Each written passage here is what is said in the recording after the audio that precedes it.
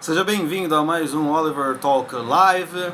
Eu sou o Luciano Oliveira e hoje nós iremos continuar a falar do nosso livro famoso O Trabalho Intelectual de Jean Guiton, certo? Me perdoem o atraso, eu estava aí tentando mexer nessa porcaria desse celular, eu nunca sei como esse negócio funciona, mas vivendo e aprendendo. Tudo bem, Regi? Como você tá? Então, na nossa aula passada, terça-feira passada, nós falamos, né, do livro O Trabalho Intelectual. Tudo bem, Cristi? Como é que você tá? E eu queria falar uma coisa extremamente interessante que entra de acordo com os conselhos do nosso autor, né, Jean Guiton, correto? Oi, Josué, como é que você está? Seja bem-vindo. Né? Eu quero falar um pouco desse livro aqui, O Triste Fim de Policarpo Quaresma. Né? Não quero falar do livro em si, quero falar só de um trecho extremamente interessante. Hoje tem Jogo do Brasil, então eu vou acabar às 9 horas, tá? Não, às 9h30, correto? Eu quero assistir Brasil e Paraguai. Mas valeu aí pelo incentivo. Então, nós descobrimos o seguinte, né? Você lembra que o autor, terça-feira, ontem não deu para ter live, terça-feira o nosso autor disse que nós ficamos esperando um estado de graça e de iluminação para podermos fazer algo que realmente importa para a cultura. Só que enquanto esse estado de graça e iluminação não vem, a gente não faz nada. Né? A gente fica esperando, né? Como eu disse no último podcast, né? Esse tipo de atitude, de você se sentir inspirado ou se sentir esperar o estado de graça ou de iluminação, é uma atitude um tanto quanto soberba, certo? Porque você acha que você é quem? Você acha que você é a Virgem Maria? Para tudo que você tem que fazer na vida, tem que vir um anjo e anunciar alguma coisa desse gênero? Não dá certo em todas as coisas, correto? E a partir disso, ele vai dizer que o trabalho cultural funciona como qualquer trabalho. Exatamente, minha cara Cristi. Então, você veja bem, o Triste Fim de Policarpo Quaresma, ele conta a história, né, de um sujeito, vamos assim dizer, de certa forma nacionalista, ele quer o melhor para o Brasil, e ele quer, né, fazer algumas coisas, só que as pessoas acham ele um pouco estranho. Né? Eu quero até ler um trecho aqui para vocês, tudo bem? Como é que você está? Seja bem-vindo. É simplesmente a primeira página do livro, né? Não sei qual edição que vocês têm, se vocês tiverem, né? Aí, a edição, né? O narrador está descrevendo o personagem principal do livro da seguinte maneira, né? Capítulo 1, primeira página, sexto parágrafo, né? Ele não recebia ninguém, vivia num isolamento monacal, embora fosse cortês com os vizinhos, que o julgavam esquisito e misântropo. Misántropo, enfim.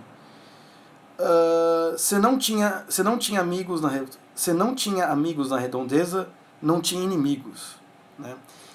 E a única desafeição que merecera fora a do doutor Segadas, um clínico afamado no lugar que não podia admitir que Quaresma tivesse livros. Olha o que esse doutor fala do Quaresma, o nosso personagem principal. Ele fala a seguinte coisa: se não era formado, para quê?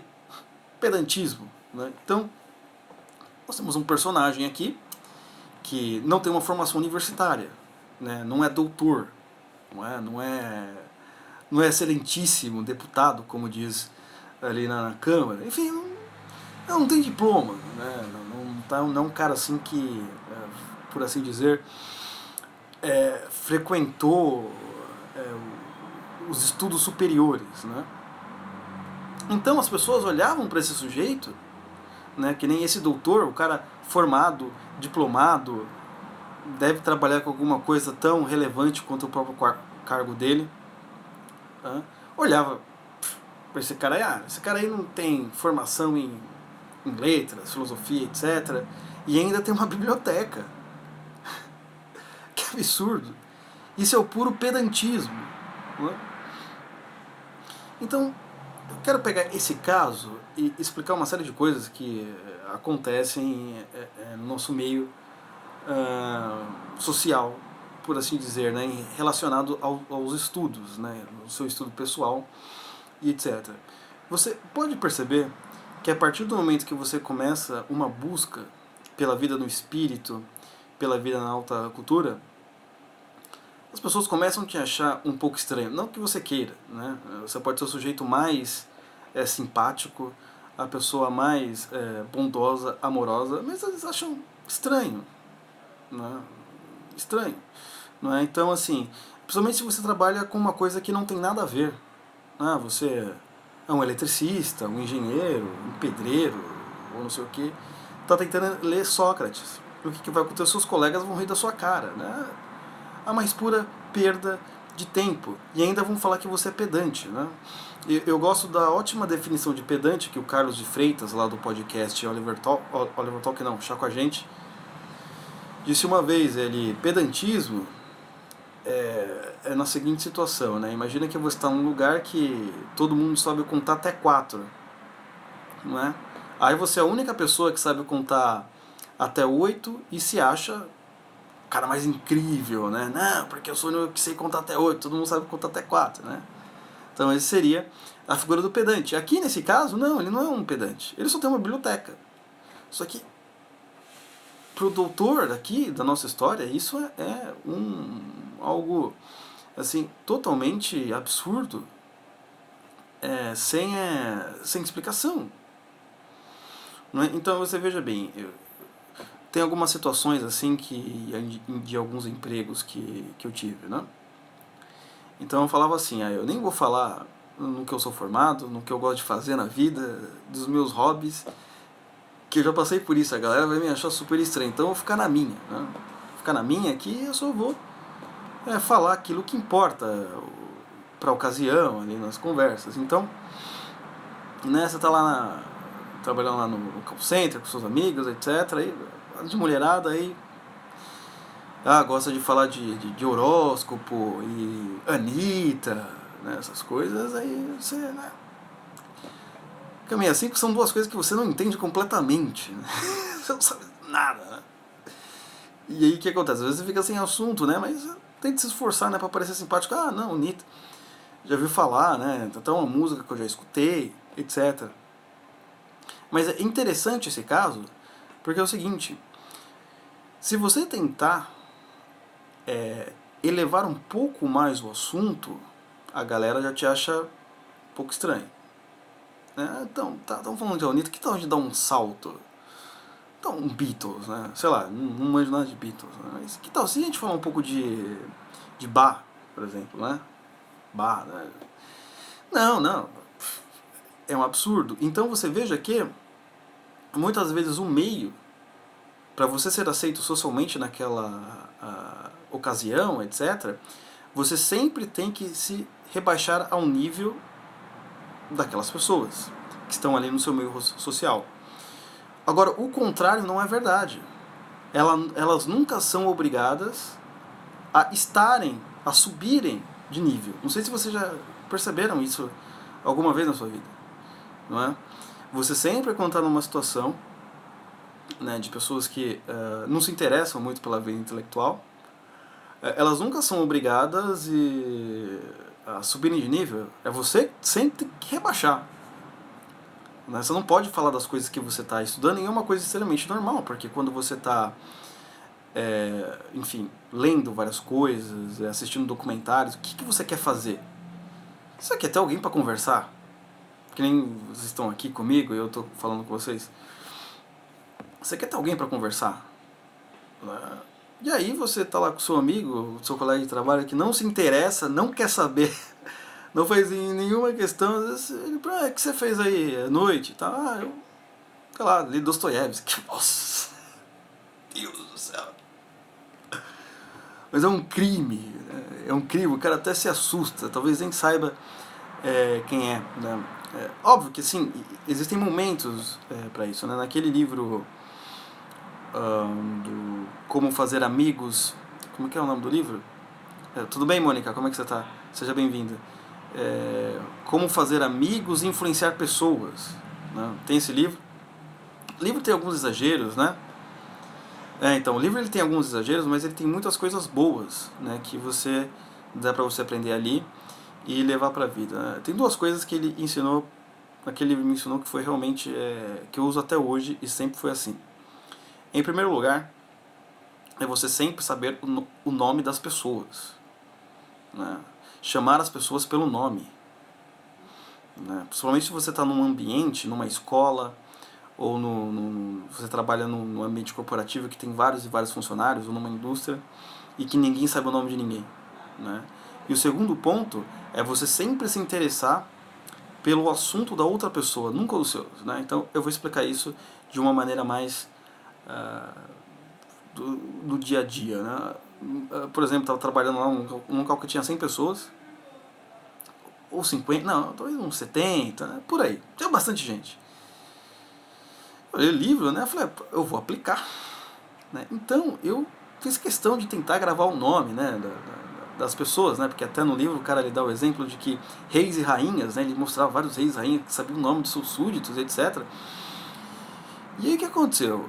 Quando eu ia cumprimentar o fulano, eu falava, oi, tudo bem, fulano e tal. Começou a fazer diferença. Antigamente você já falava oi, nem olhava pra sua cara. Quando você cita o nome, ele já começou, dava até um sorriso. Ele sabe meu nome. Ninguém sabe meu nome. Enfim, fiz isso por alguns meses e chegou ao ponto de que eu estava até mais popular do que os chefes ali, né? Que eu chamava as pessoas pelo nome. Às vezes nem os supervisores ali sabiam o nome de todos os seus funcionários. Eu sabia, né? Então o cara, assim, ficava, pô, alguém sabe meu nome, né? E assim, as pessoas não precisam saber o seu nome. Se você souber o nome delas, é uma coisa extremamente importante. Então, foi uma coisa que eu usei várias e várias vezes. Por exemplo, eu chegava, às vezes tinha uma confraternização, uma reunião, enfim, e eu sempre perguntava, né, pro meu chefe, ou para alguém que estava me levando para a confraternização, quais são as pessoas que estarão lá, né? Quais são os nomes dela? Eu falava, fulano de tal, né? Agora, imagina a sensação, né? A pessoa nunca te viu na vida e você já chega a cumprimentando pelo nome. Ela vai se sentir muito importante. Acredite. Ela vai se sentir muito importante. Então isso dava muito certo. E o segundo ponto, você sempre se interessar pelos assuntos da pessoa, parte daquele princípio também de amar o próximo como a ti mesmo. Então, assim, numa conversa, para uma conversa acontecer, né, as pessoas têm que ter interesses em comuns, a princípio. Não é? Vocês estão aqui, vocês estão ouvindo falar, de vez em quando vocês escrevem. Nós temos interesses em comuns. Por isso que vocês estão aqui, por isso que o pessoal da gravação também vai assistir depois. Não é? Se não tiver interesses em comuns, normalmente a conversa não rola. Né? Você fala oi, tchau, não sei o quê. Que nem você conhece alguma pessoa pela internet, uma mocinha, você quer conversar com ela, né? Ou um rapaz, etc. Aí fala oi, tudo bem, não sei o quê, e não tá batendo, né? Então, você tem que achar algum interesse em comum. Então a regra é basicamente isso, você nunca falar dos seus assuntos. Você sempre querer saber mais sobre a pessoa. Então, você, por exemplo, é uma pessoa tímida, não sabe como conversar com pessoas que você nunca viu na sua vida, ou pessoas que são totalmente diferentes da sua personalidade, por assim dizer. O segredo. Não é nenhum segredo, né? Segredo é coisa de coach, eu não sou coach. É você falar dos assuntos que interessam para ela, né? Então, assim, sei lá, tava na empresa, tinha uma pessoa que gostava de quadrinhos, né? Então, pesquisava um pouquinho sobre quadrinhos, tal, etc. Você já leu coisa tal? Ah, já leu Homem-Aranha? Como é que é? Ah, Homem-Aranha assim, tal, etc. Ah, legal. Eu vi que vai sair no cinema, é verdade? Etc. E o que você achou? Então, esse tipo de conversa, que você só vai perguntando sobre os interesses dela, ou dele, ele acrescenta muito na relação entre as duas pessoas, porque ele vai se sentir importante. Nossa, alguém realmente se importa comigo, não é? Então, por exemplo, esse é um princípio básico. Se você, sei lá, eu preciso vender algo, né? Então, sabe aquela pessoa chata que já chega vendendo produto? Óbvio que você às vezes prefere alguém que fale alguma coisa que você goste primeiro, né? Como existem vários casos. Existe o caso do cara da Kodak, que ninguém conseguia vender para ele nada. Chegou um vendedor e em vez de ele falar do produto em si, ele começou a falar sobre arquitetura. E o dono da Kodak adorava arquitetura, né? Esse também é uma parte. E também para você desenvolver relacionamento com pessoas que não são da sua mesma personalidade. Ou para pessoas muito tímidas, né? A timidez, não vamos dizer assim timidez, mas a falta de assunto, ele é resolvido dessa maneira. Por que é falta de assunto? Na verdade, as pessoas elas não têm falta de assuntos. São uns assuntos uns dos outros que não se batem. Então, quando você se interessa, já funciona. Eu lembro de um colega que eu estava explicando isso para ele, um cara extremamente tímido. Tudo bem, Eduardo? Como é que você está? Seja bem-vindo. Esse cara é bom, sigam ele. Um sujeito extremamente tímido, e ele falou desse caso assim, eu não consigo conversar com as pessoas. Eu expliquei para ele. A mocinha lá, que ele até queria... Eu falei, não, você tem que se interessar pelos assuntos das outras pessoas. Logo, você vai ter sempre assunto. Aí o que ele fez? Ele viu que a mocinha tinha adicionado ele no Facebook, ele procurou os interesses dela, né, o que ela gostava e tal, e foi lá, né, falei, pô, eu descobri que ela estudou no mesmo cursinho que eu estudei. Foi a primeira coisa que ele foi falar com ela era... exatamente. A primeira coisa que ele foi conversar com ela foi sobre o cursinho, não é? E começaram a falar sobre o cursinho. Ele falou, nossa, Luciano, eu cheguei com ela, falei do cursinho, deu super certo, não sei. Eu falei, pô, é isso. O segredo é você sempre dar mais atenção à outra pessoa falando dos interesses dela. Isso sempre funciona, em todas as regras. Então, você veja bem, eu estava lá, na minha empresa, numa outra empresa, né, não nessa que eu estou ultimamente, então usava tudo isso, né, para ser sempre uma pessoa agradável, sempre uma pessoa assim, útil, solícita, simpática, né? Mas os assuntos dos colegas, das pessoas que enfim, me rodeavam, nenhum deles se interessavam por alta cultura ou cultura, né? E eu nunca também entrei nesse assunto, porque eu tentava dar essa atenção, né, especial para os caras. Nunca entrei, né, fazer o quê? Só que eles percebem. Não adianta. Eu não sei como. Eles olham assim pra vocês e falam assim, olha, não sei, ele é um pouco diferente. Eu não estou querendo dizer de mim não, mas quando você começa a estudar, começa a ler, as pessoas começam a perceber que você é um pouco fora do ninho, por assim dizer. Não é? Então, assim, você veja que ocasião boba, né? Que coisa boba, né? Eu lembro de uma vez que fui despedido de uma empresa de jornalismo, que eu não vou citar o nome, outro dia talvez eu possa falar. E aí, o que acontece? A minha vida estava relativamente boa, ninguém me enchia o saco, né? Ninguém sabia as minhas opiniões políticas, e ninguém sabia aquilo que eu estudava. Aí, um dia que eu entrei de férias, sem querer, eu deixei meu computador ligado, no Facebook ainda, né? Eu voltei 30 dias depois, né? As pessoas me olhando assim, né? Aí o cara falou, cara, não imaginava que você era um cara extremamente inteligente. Eu falei, mas por quê? Não, que eu li no seu Facebook lá, aquelas frases e não sei o que, etc. Tudo bem, Paulo, como é que você tá? Aquelas frases, não sei o que, etc. Eu falei, tá. Eu falei, Eu falei, isso nunca dá muito certo. Não é? Então o que acontece? Quando você começa a ter, por exemplo, a parte ruim, a fama de uma pessoa que lê, que é inteligente, num local que ninguém se importa com isso, você atrai muitos olhares assim invejosos. E a inveja, ela pode ter vários motivos inexplicáveis, assim. O sujeito acha que você é assim, assim, você só está se mostrando para tentar ganhar aquela, sei lá, aquele cargo acima, né, ser chefe, não é? Ou que você é snob. E veja bem, eu não falava nada, eu sempre me interessava mesmo, assim, me interessando, sendo simpático, né? Não é, né? Ao ponto que, enfim, na hora de ser despedido, uma das coisas que a mocinha falou pra mim é a seguinte, olha, você pessoa muitas vezes inteligente, só que você é arrogante. Não é? Não, mas arrogante? Eu pensei comigo, mas como eu posso ser arrogante? Se arrogante significa que eu quero arrogar um título ou algo que não sou. Foi o que eu pensei na hora. Eu pensei em falar pra ela, só que aí tem o seguinte. Pensei, mas se eu falar isso, ela vai me achar arrogante de qualquer maneira, porque ela não sabe o que é arrogância. Se eu sou um pouco mais inteligente, ela vai achar que é arrogância. Então não faz diferença. Então assim, você tá um patamar um pouquinho superior no nível de conhecimento, de cultura, etc. As pessoas já acham que você é um perigo.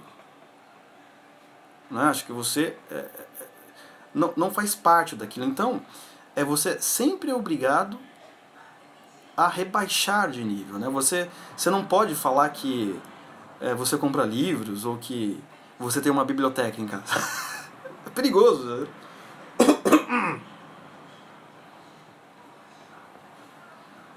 Exatamente. Né? Então, se você pensa assim, poxa, né, sei lá, acho que talvez eu deveria ser mais valorizado, você pensa assim, né? Não sei, talvez seja até pelo fato, né? Mas não gera isso, gera muito o contrário. Né? Então por isso que é muito importante, para a gente não passar por essas coisas, nós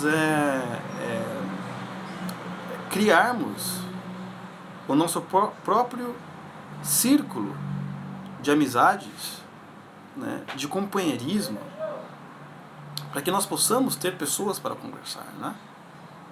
Isso é uma coisa que às vezes a gente esquece.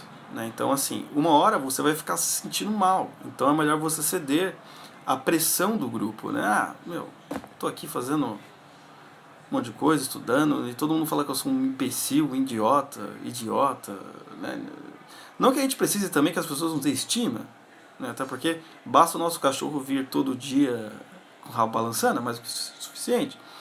Passou disso, você tem problemas de autoestima, mas também ficar levando pedrada por algo que você não está fazendo nada, você só quer estudar um pouco mais, né? É um problema. Então, por isso que é muito bom nós termos o nosso ciclo de amizade, de amigos, para nós podermos conversar sobre isso, aliviar um pouco a tensão de lá fora. Né? E a partir disso, esse ciclo ele vai expandindo. Isso com certeza, isso até tanto para amizade, relacionamento. Eu vejo vários casos, e vários casos de pessoas que sofrem muito quando ele estuda, ele se interessa, ele quer saber, e o cônjuge que não se interessa, pelo menos ficar na dele, não, ainda criticar, não, mas isso não vai levar a nada, né? O que você está fazendo não vai levar a nada. Sei lá, essa meia horinha que você passa lendo, por que você não vai vender pipoca na rua? Não, mas eu trabalho 10 horas por dia. Né? Então, vamos dizer assim, nós temos que criar uma nossa sociedade de nobres. Assim, né? Não estou falando para criar uma seita, né? Mas assim, a gente tenta se aproximar de pessoas que tenham esse interesse em comum, até para fortalecermos os outros. Né? Você veja que a irmandade cristã, nesse sentido, ela é muito útil. Né? Então, assim, por exemplo, quando você entra na igreja, sei lá, talvez só vá na igreja de domingo, quando começar eles, não, só vou de domingo. Então, a partir do momento que você começa a ir, e às vezes você está ali no seu trabalho, na sua escola, as pessoas às vezes não têm os mesmos enfrentamentos em relação ao pecado, não têm as mesmas dúvidas da fé, não têm o mesmo temor. Então, sei lá, você está numa roda de amigos e você está com um problema, assim, né? Né?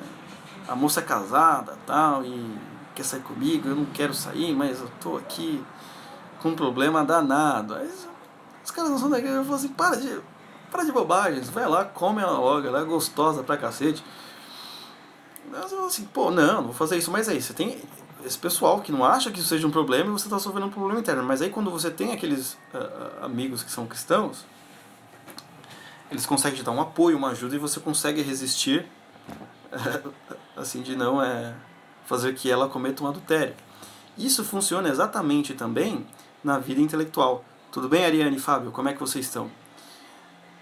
Esse apoio que nós precisamos ter é muito importante. E quem pode fazer? Cada um de nós. No seu ciclo, no seu ambiente. Né? Então você veja bem, as nossas crianças, elas são muito desincentivadas, né? Tiram o incentivo dela para os projetos de vida que elas têm, né? Então é só você ver, por exemplo, que quando ela começa a perguntar muito porquê, você já manda ela calar a boca, não é? Então quando ela tem um sonho de ser jogador de futebol, mesmo de habilidade, você fala, não, isso não é importante, vai ser funcionário do Banco do Brasil. Ou, por exemplo, ele quer ser um grande, enfim, quer ser marceneiro mesmo, né? Uma profissão mais operária, que nem naquele vídeo do Dirt Work, né? Não, vai ser funcionário do Banco do Brasil. Não, mas eu queria ser professor. Não adianta, professor aí ganha pouco, etc, vai ser engenheiro, né? Aí não é nem engenheiro bom, né? Professor frustrado. Então, assim, a gente tem que mudar esse paradigma, né? Nós somos as pessoas que incentivam as outras a buscar os seus objetivos, né? Quantas e quantas vezes assim eu fui fazer algo, etc, e alguém falava que não quer dar certo. Era direto. Aí eu aprendi uma coisa extremamente interessante, que eu comecei a fazer, parei de falar. Parei de falar, todo mundo tirava o incentivo, né? Então eu parei de falar, né? O que a Cristi Costa fala aqui? Vamos fazer uma comunidade semelhante ao Amish, onde só terá pessoas que são 26. Então, seja bem-vindo, Rogério Perto, eu já estou terminando. Então você para de falar, né? Eu lembro, por exemplo, que eu estava na escola pública, aí tinha que entrar numa escola técnica extremamente difícil, né? Eu falei, vou entrar lá, né? Alguns membros da minha família, você não vai conseguir. Eu consegui, né? Aí quando eu estava na engenharia, eu falei, não, vou mudar para filosofia. Não adianta, sua vida vai acabar, não sei o que. Mudei, não acabou, etc. Então assim, ninguém incentiva. É uma coisa assim, né? E eu não estou falando para você incentivar um sonho ilusório, no sentido assim, esse cara é ruim mesmo, né? Mas eu estou falando de uma pessoa que já tem tá semente ali, né? Tem um potencial. E mesmo assim a gente coloca para baixo, né? Então, acho que isso é muito importante a gente começar a fazer agora, né? Então, veja as pessoas que estão ao seu redor, os seus amigos, colegas, pessoas da sua família, que intentam em fazer um projeto novo, né? Pô, eu queria mudar de emprego, né? Eu queria, enfim, estudar algo novo, queria ter um relacionamento também, né? Sabe aquele cara que...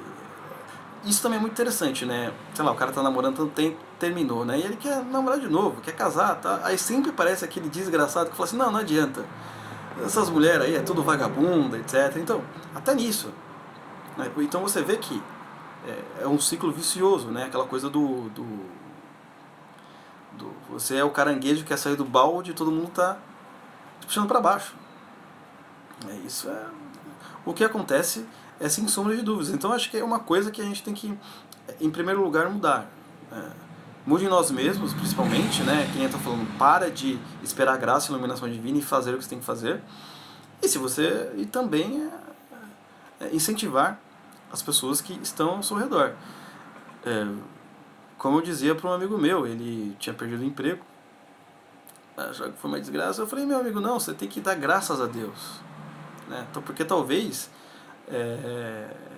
Deus ou o acaso te mandou embora daquele emprego porque você estava muito acomodado. Está na hora de agora de você procurar novas coisas. Talvez se você não saísse de lá, talvez se você não fosse mandado embora, despedido, por mais que seja justo ou injusto, você realmente não iria encontrar novos tipos de objetivos, novos tipos de metas, né? Encontrar algo diferente para viver. Né? Então, até quando o cara é mandado embora, você fala assim, não, cara, que isso, talvez você não era bom mesmo nesse tipo de trabalho, mas agora você pode arranjar uma coisa melhor, você não vai ficar mais preso àquela monotonia que você tinha antes, certo, pessoal? 9h32, correto? Jogo do Brasil, vou ter que ir embora, mas a gente sempre acaba 9h30. Não se esqueça, se você não faz parte do nosso grupo e quer entrar, a gente tem um grupo aqui no Instagram, um grupo que a gente tira dúvidas, eu sempre aviso quando tem live ou não, sempre tem, todo dia. Amanhã também vai ter live, manda um direct pra mim, certo? E a gente continua amanhã o nosso livro. Eu só dei uma parada para falar sobre esse. Como que é o nome? Triste Fim de Policarpo Quaresma, que tem a ver também com esse livro. E abraços. Um beijo, Brasil!